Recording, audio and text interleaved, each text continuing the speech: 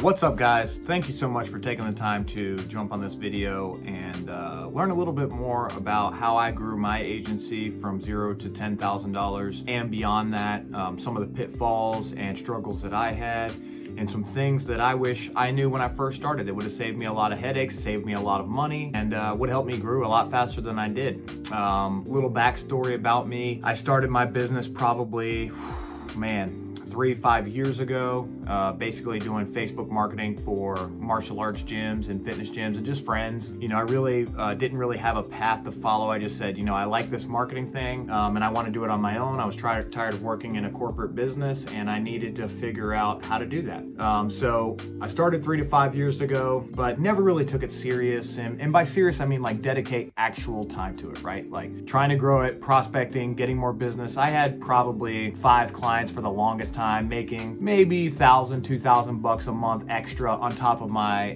9 to 5 jobs that I had. There was a lot of things that kind of kept me from growing, and some things that made it a lot more difficult than it needed to be, and then some things that if I would have prepared and known ahead of time, I would have been able to take more advantage of now. So I'm gonna go through some of those points. I'm gonna try not to be super long-winded, but I wanna give you guys as much value as possible. My goal, if you know me as a person, is just to help people. My entire life has been based around helping people avoid the struggles that I went through, whether that's socially, emotionally, physically, business-wise, whatever the case may be.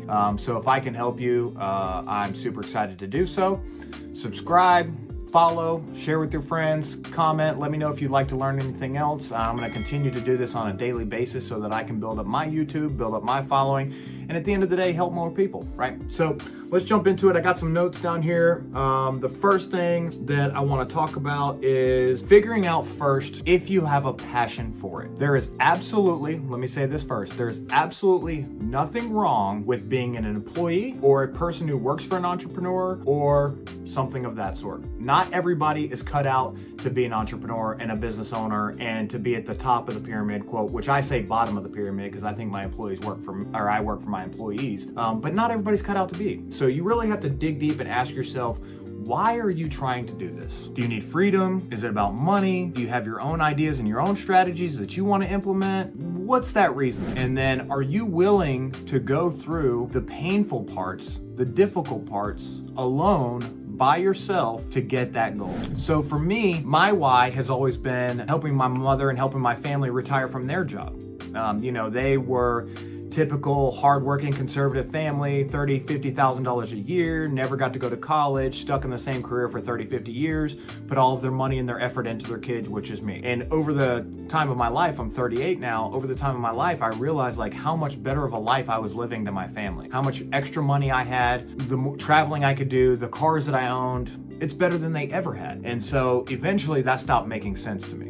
Eventually I took a step back and said, man, like, what am I doing here exactly? Like, I'm helping the wrong people doing the wrong thing, right? So I said, okay, I want to make more money because I want to help them. I want to help them live the life that I lived and be able to take advantage of some of the things that I took advantage of, right? And then as I grew up in marketing, I worked in an agency for a long time. I started to see that I had my own ideas and strategies. So I didn't want to be pigeonholed into one thing. Like, I'm the type of guy who likes a lot of things. You guys will see from me, like, I love marketing and I love esports and I love jujitsu, which is a martial art, and I love football. And I don't just love fitness and gym marketing. I love real estate and insurance and all these other things. And so I didn't want to be pigeonholed into that one thing because then I get bored and I don't really maximize my skill set and my ability. So I wanted the ability to network and grow in so many different angles and kind of choose my own path and control my own path. And at the end of the day, the real reason, let's be honest, is because when I put out 100% effort, I want a majority of that revenue coming back to me. So when you work at a corporate company, this is one way to think about it. Like, think about how much revenue you do for that business. So for me, on average, you know, at my last company, I was doing about $4 million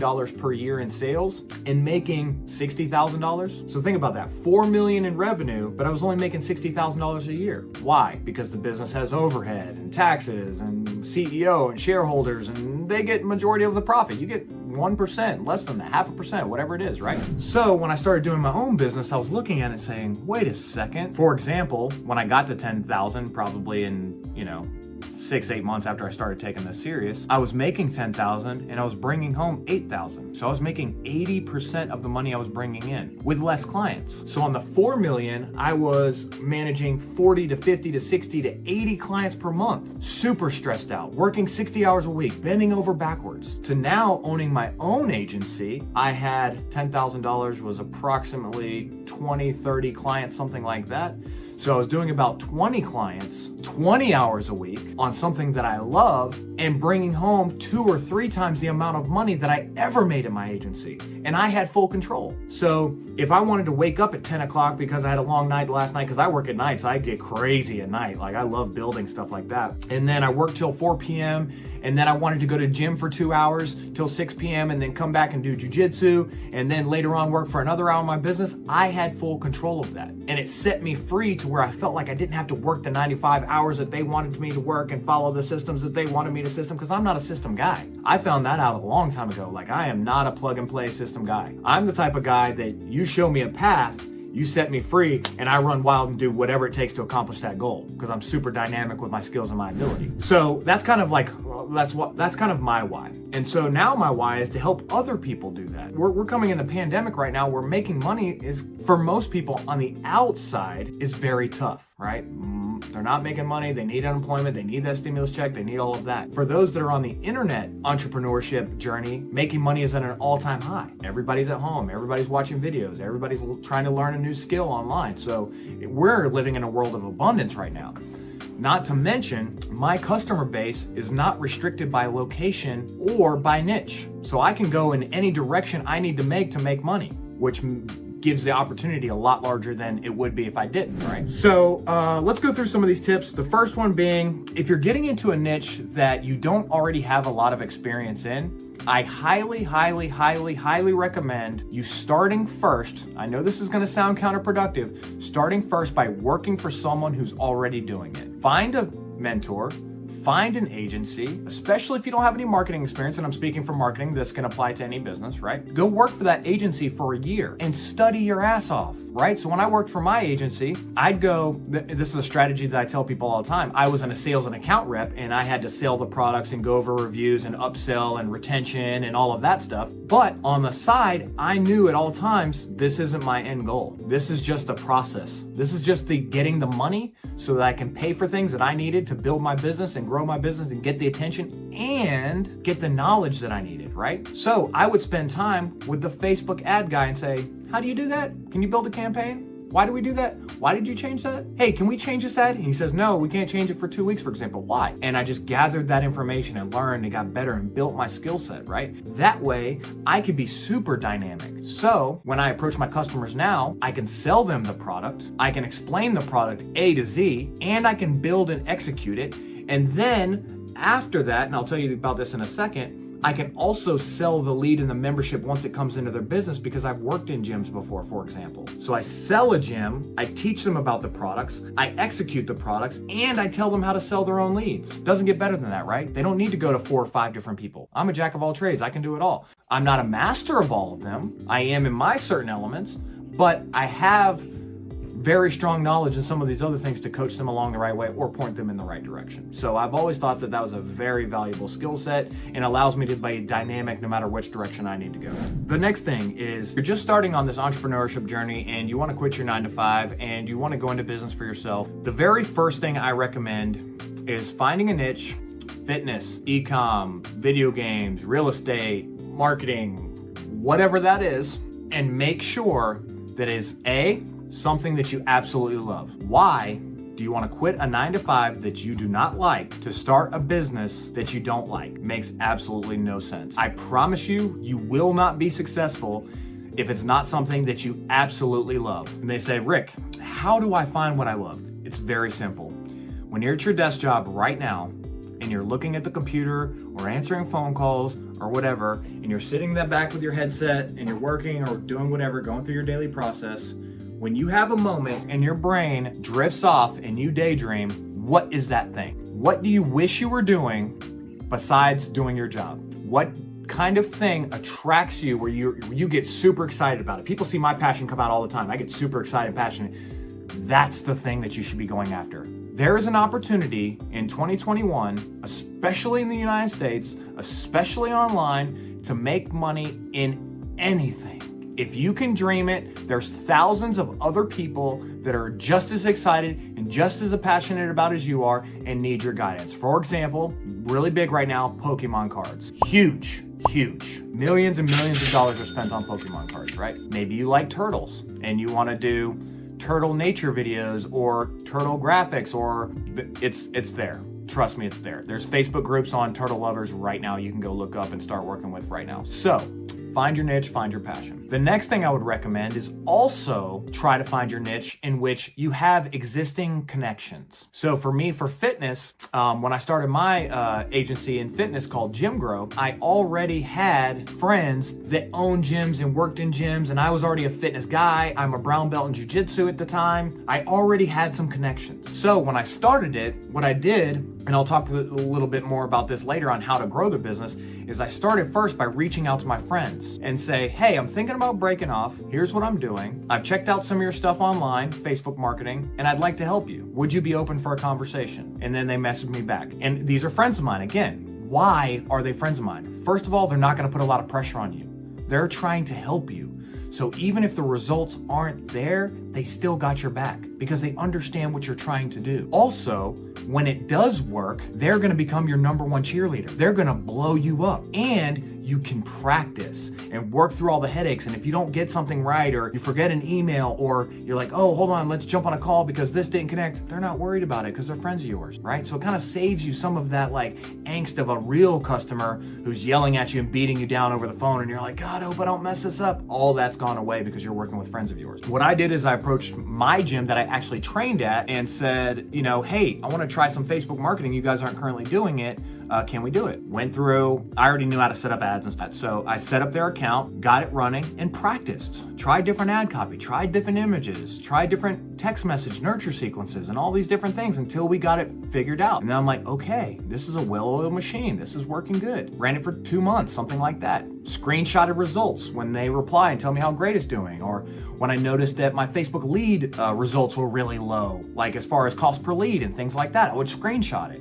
And then I would post it on my social media account, or I would message other friends and say, hey, I'm now doing the Facebook marketing for my gym. I'd like to do the same for you. Here's the results we've been seeing lately. Let me know if you're interested. And they automatically take my call and take my message and take my email because we're friends, right? And they're willing to say, yeah, I'll give you a chance. Let's figure it out. And they'd rather, let me tell you, a very secret to business, or it's not a secret, it should be pretty obvious. People want to do business with people they like. They don't want to do business with Walmart because they have a big brand name. No, they want to do business with Rick because they like Rick as a person and they're going to stay around longer. So that's what I did. Took some of my results and started multiplying, and then grew it to 3, and then grew it to 5, and then went back to them and said, hey, do you know any gym owners just like you that, you know, obviously not competitive, I don't want them in the same market competing with us, that you could recommend me to? And then they would forward me, hey, yeah, I got you. Hey, help my friend Alex. He's in Tennessee and he owns a gym and I've known him for 20 years and I think he needs help and he'd love your service. Boom. I said, okay, cool. Connect me on Messenger, connect me on text.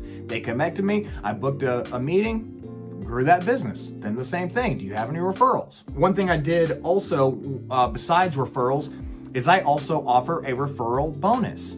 So when people referred me, I'd take money off their contract, or I sent them, what I like to do is I say, I'll pay you $100 per month. So if a client signs up for me, and I'm using arbitrary numbers, so bear with me, and they pay me $500 a month, I pay the person who referred me $100 a month. And I'll do that all day because I'm making $400. You can make that $100. Here's what it does for you. A, gets a prospect excited because they want to refer you. Now, give them a real damn offer, 10% off, whatever, a free cup, t-shirts, all this crap that people try to give away. That's not gonna make anyone wanna message their friends. I give them $100. I'll give you $100 a month every month that they're on with me. That's gonna make them say, $100 a month forever? Let's do it, right? That's free money. What it also does for you is the people that referred them, so person A who referred person B, person A now becomes a source of support. So person B is obviously gonna reach out to me, hey, what's going on with the ads? You got suggestions? What can I do? they're also going to reach out to person A and say, hey, how are you having so much success? Give me some secrets that you're doing. So now my team is organically growing by offering referrals to my base and making them all connect to each other. And then I also have a Facebook group where they do the same thing. So it takes some of the weight off of me so I can continue to grow and the ecosystem supports itself. The next thing, this kind of fits along the same thing, is get sales or trials first. What does that mean? Here's exactly what that means. Don't buy an LLC, don't buy a logo, don't buy a website, don't buy a domain, don't buy any of that. Get money first. Get sales first. Get referrals first.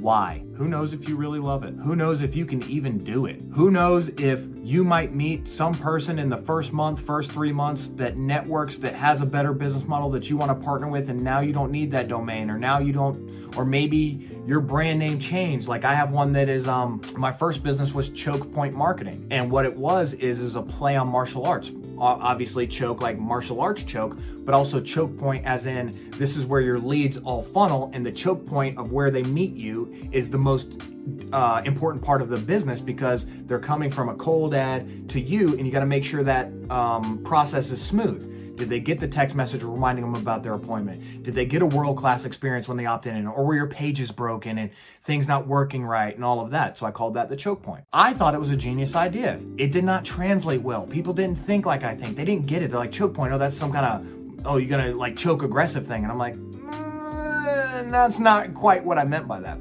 So I eventually changed my brand to Nurture Ninja. Nurture being nurturing leads and nurturing prospects, and I'm a ninja myself, so Nurture Ninja. And that worked out a lot better, and something I love and have branding around and all of that. And that is 3 years after I created Choke Point. So get referrals, get sales first. If you're collecting money through PayPal or Stripe or Cash App or whatever, it's not gonna be a big deal on your taxes. Make some money first. Make $5,000 a month and then worry about your LLC and worry about your business email and worry about all that. Because let me tell you, in my experience, 99% of people have never asked me about my GED or whatever, the graduation from high school. They never asked me about my diploma from college. They never asked me about my website. They never asked me about my logo, business cards, why my email's a Gmail, why I'm using my own personal phone number. They've never asked me any of that stuff. They don't care. They care about results, right? Now, when you're growing and you're running Facebook ads and you're doing YouTube, 100% you want to be buttoned up and look as professional as possible to the outside world. In the beginning, don't waste your money. Next topic. This is a huge mistake I made, and something, document everything you do. Maybe you set up a ring light and a system like I have here with another phone. I bought, just so you guys know, I have a separate phone. This is my phone I use to communicate with people, and the phone you're looking at right now is the one I use to record. That way they're not interrupted and I keep my media separate. But also I want to keep my social media and everything separate. That way my personal phone, I'm not so obsessed. I'm trying to break my tie to social media and technology. So I have a separate phone, that way I can put it away and not look at it all the time. What I would have done in the very beginning, every day I was working on my business, I would have set up this camera, put it on record, and just worked and talked into the camera as I was going. Set it up in LLC. Oh, you got to register online. You got to get your EIN number. And then I'm going to the bank today, guys.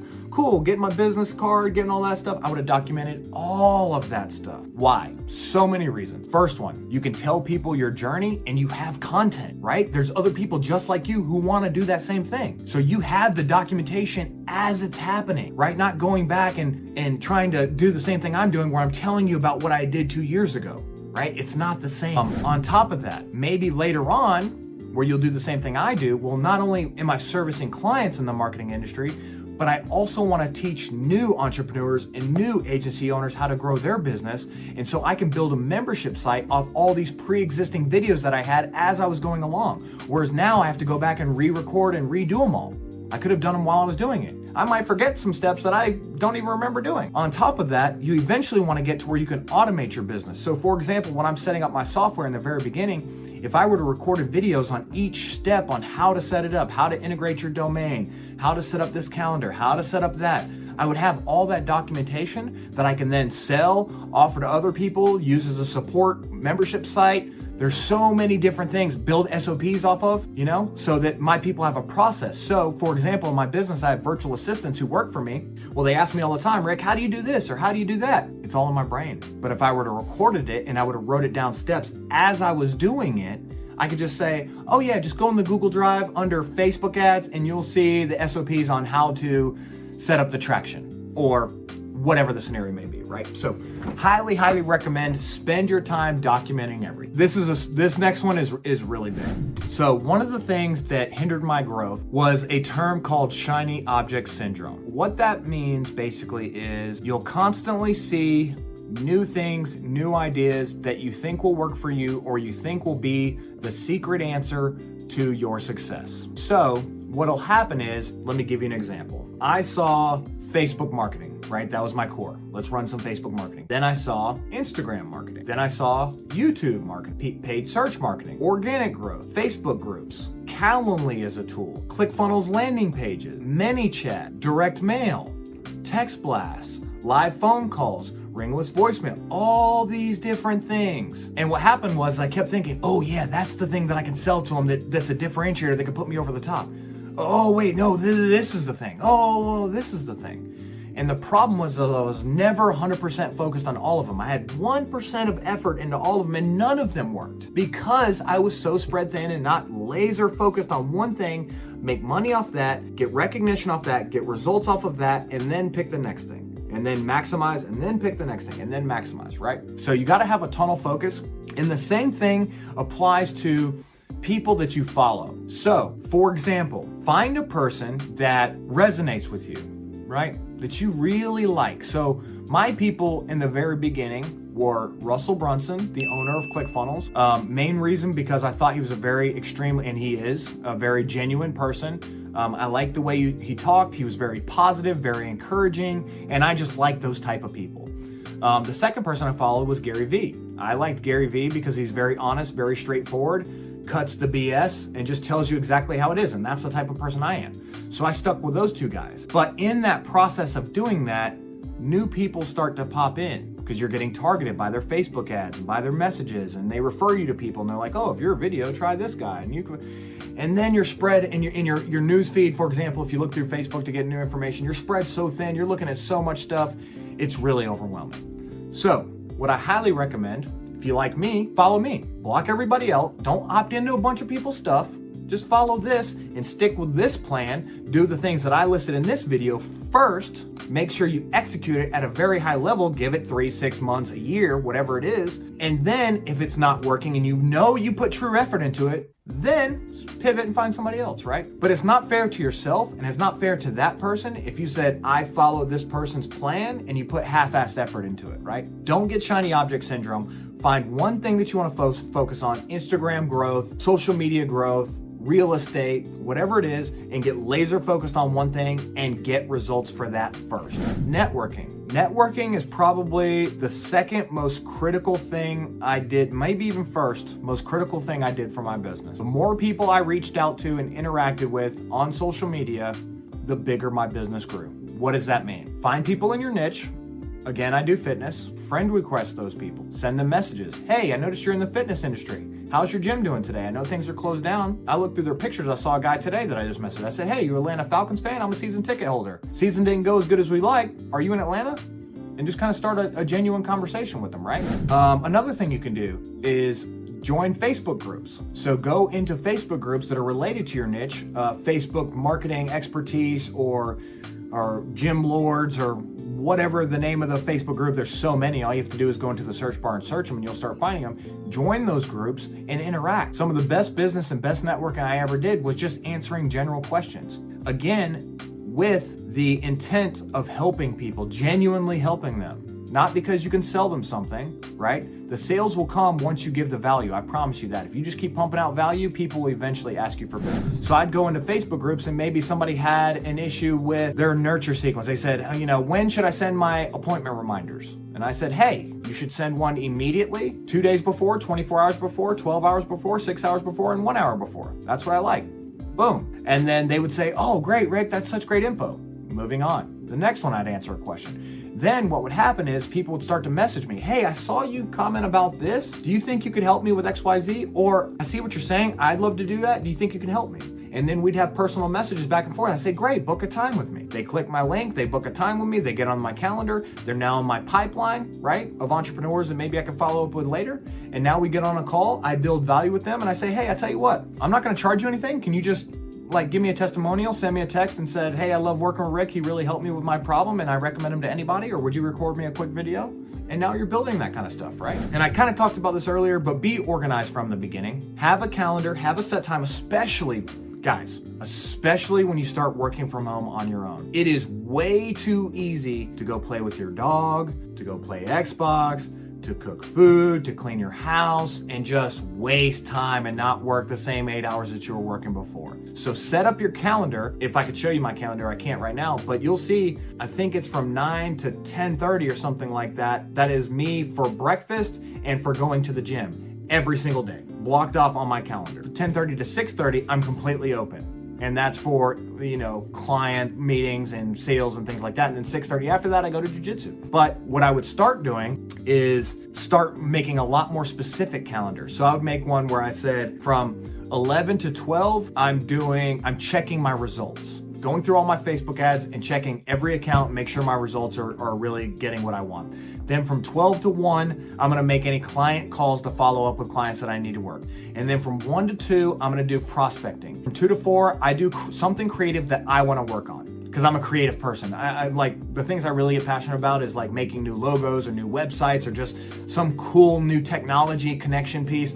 So I can take my head away from my business for a minute and do something I love to get me re-energized. And then from 4 to 6:30 p.m., I go back to making calls or follow-ups or whatever I need to do to get organized and prepare for the next day. So have a structure for your day, and I think that'll help you out tremendously. The last thing I'll say is start automating the easy things. So what do I mean by that? When people want to book a time with me, they don't have to like text me, hey Rick, are you available Thursday? Yeah, no, not Thursday. How about Friday? Okay, Friday. What time? 9 a.m.? Nope. How about 2 p.m.? Nope, I'm not available on 2 p.m. And it's just back and forth. That takes too much time. So I have a link on my phone for my calendar that I just copy and paste. I say, absolutely, I got time. Hey, if it's available on the calendar, you can have it. Send them a link. They opt in, they book their calendar, they get reminders, I get reminders, they're in my system, they get the Zoom link, the whole 9 yards. I don't have to do anything but copy and paste. I use that same strategy when I tell people to refer me. When they say, hey Rick, I got this guy and I want him to connect, how do I connect you guys? I say, hey, just send them this link. They copy and paste that link,